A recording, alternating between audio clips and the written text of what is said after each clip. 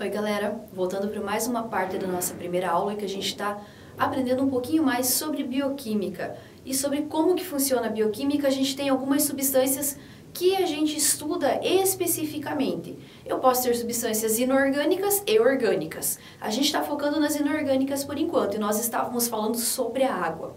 Eu vou falar para vocês agora no que diz respeito ao teor de água em algumas espécies. Eu posso ter espécies diferentes, tais como, por exemplo, as águas-vivas. As águas-vivas, elas têm cerca de 98% do seu corpo ocupados por água. As minhocas, elas ocupam 80% do corpinho delas com água. Nós, os seres humanos, temos aproximadamente 65% de água no nosso organismo, junto com todo o resto. E é essa água que vai ajudar em todo o nosso metabolismo, que são as reações químicas que acontecem nas nossas células, que é exatamente o objetivo do estudo da nossa bioquímica, o metabolismo dessas células. Como que elas acontecem? Mais rápido, mais devagar, tem uma certa diferença dentro de espécies iguais no que diz respeito à idade. Por exemplo, vamos imaginar nós, os seres vivos, seres humanos. Nós, como eu já disse, nós temos aproximadamente 65% de água no nosso organismo. E conforme a gente vai envelhecendo, o nosso metabolismo ele vai mudando conforme a nossa idade. Então, a gente pode dizer que num feto existem 90% de água. Já num ser humano adulto, é aquela média que a gente aprende na escola desde o fundamental, que é aproximadamente 65%. Já num idoso, a gente vai ter uma porcentagem de água menor, que é aproximadamente 50%. E também o metabolismo ele vai mudando. A gente vai aprender que um adulto ele sente muito mais sede do que um idoso.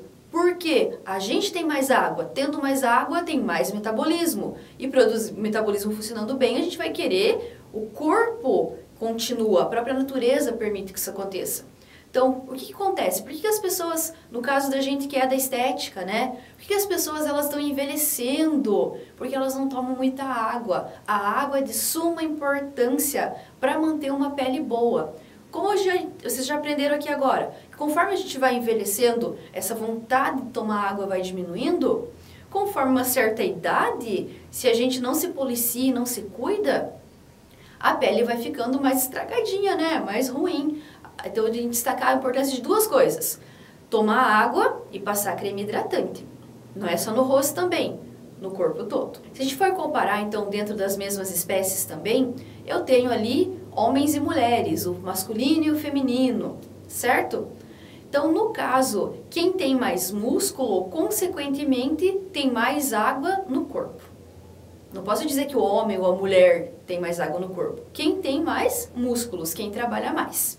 Só uma curiosidade aqui então, a gente pode citar também a quantidade de água que eu tenho em algumas partes do nosso corpo. A gente sabe que um ser humano adulto tem aproximadamente 65%. E desses 65%, por exemplo, lá no nosso encéfalo, onde fica o nosso cérebro tem aproximadamente 90% de água. Os nossos músculos na sequência com 83%, ou seja, é o lugar que mais tem água, seguido dos pulmões e rins. Pulmões com 70% e rins com 61%. Os nossos ossos, eles têm aproximadamente 25% de água. Então, gente, o nosso metabolismo funciona da seguinte maneira. Quanto maior a atividade química, quanto mais reação química, ou seja, quanto melhor o nosso metabolismo, dentro de um órgão, maior a quantidade de água que a gente tem, certo? A idade. A taxa de água, ela decresce com a idade, ou seja, conforme a gente vai envelhecendo, a gente vai tendo menos água no corpo, como a gente observou. Um feto, a gente viu que tinha 90% de água, já um idoso tem 50% de água. Tenho variação dessa água entre espécies diferentes, e vou só citar rapidamente o ser humano e as águas-vivas. Como o próprio nome diz, água viva, né, 98% de água. E o ser humano, aproximadamente 65% de água. Vamos falar mais um pouquinho sobre a água aqui. A gente viu no que diz respeito à composição de espécies diferentes e também a composição de água na mesma espécie conforme a faixa etária. E esse metabolismo funcionar melhor ou não. A água ela tem um alto poder de dissolução, justamente por ela ter polaridade. Eu falei de polaridade lá no começo, lá na nossa primeira parte da aula. Só explicando rapidinho. A água é formada por oxigênio e hidrogênio. E ela tem polos, eu vou ter o oxigênio com o meu polo negativo e o meu hidrogênio com meus polos positivos. E essa molécula de água se junta a outras 4 moléculas de água para fazer todo o esquema de metabolismo e reação química. Essas moléculas de água, elas dissolvem quase tudo que existe, no estado sólido, no estado líquido e no estado gasoso. Ou seja, a água ela é considerada como solvente universal. Ela não dilui tudo, mas ela dilui boa parte das coisas. E como ela tem um polo positivo e polos negativos, a gente diz o seguinte: a água ela é uma molécula polar. Toda molécula polar vai dissolver uma outra molécula que também seja polar. Ou no caso, alguns cristais, como eu tenho os sais, né? Os retículos cristalinos. Por exemplo, bem óbvio do dia a dia e da casa da gente. Se a gente pegar água e sal de cozinha, NaCl, a água vai fazer a total dissolução desse sal, se eu tiver ela numa proporção maior. Já se eu tentar misturar, fazer a dissolução entre água e óleo, acontece? Não. Por quê? O óleo, já no caso, é uma substância, óleos, gorduras, azeites, margarina, gorduras hidrogenadas, são substâncias que são essencialmente orgânicas. Ou seja, por mais que ela tenha uma polaridade, por mais que exista, é mais fraquinho. Ou seja, eu considero, por exemplo, um óleo, ele com uma molécula apolar.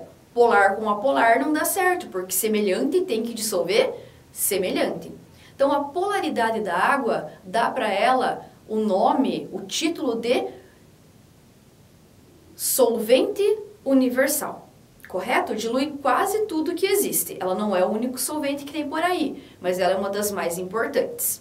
Tanto que no nosso corpo a gente diz que existem coisas que são hidrossolúveis, ou seja, solubilizadas pela água, e lipossolúveis, solubilizadas pela gordura. Sendo que a água ela é uma substância inorgânica mais importante dentro do nosso metabolismo, das reações químicas que acontecem no nosso corpo. Elas participam de quase todas, beleza? Substâncias que não se dissolvem em água, por causa da polaridade que não se encaixa, são chamadas de hidrofóbicas. Elas têm medo da água, fobia de água. Então, gente, a água, ela tem no nosso corpo, ela já existe na gente, mas ela pode também entrar no nosso corpo. Quais são as principais fontes de água no nosso corpo? A ingestão de líquidos e alimentos, que eles equivalem a aproximadamente 2.100 mililitros por dia, que seria o ideal, depende muito de como a gente se alimenta. E essa água, que a gente ingere, toma, e ela vem nos alimentos, nas frutas, elas passam por um metabolismo dentro do nosso corpo, o resultado da oxidação dos carboidratos. Ou seja, além do que a gente ingere, ela participa de todo o processo bioquímico, fazendo com que a gente gere todas as substâncias necessárias para que a célula faça tudo o que tem que fazer e mande todas as informações necessárias. Essa entrada de água no nosso corpo, ela varia muito conforme o tipo de pessoa, a vida com que a pessoa leva. Se ela faz atividade física, se ela não é uma pessoa sedentária, se ela tem hábitos saudáveis, o clima dos lugares também influenciam. Se a gente for pensar em Curitiba, por exemplo, que é um lugar mais frio, às vezes mais gelado, é um pouco diferente que a gente for pensar na questão do metabolismo de uma pessoa que mora no Nordeste, que é mais quente. Então, gente, a gente está finalizando a segunda parte da nossa primeira aula. Na nossa próxima parte, a gente vai falar um pouco sobre sais minerais. Beleza? Até a próxima parte!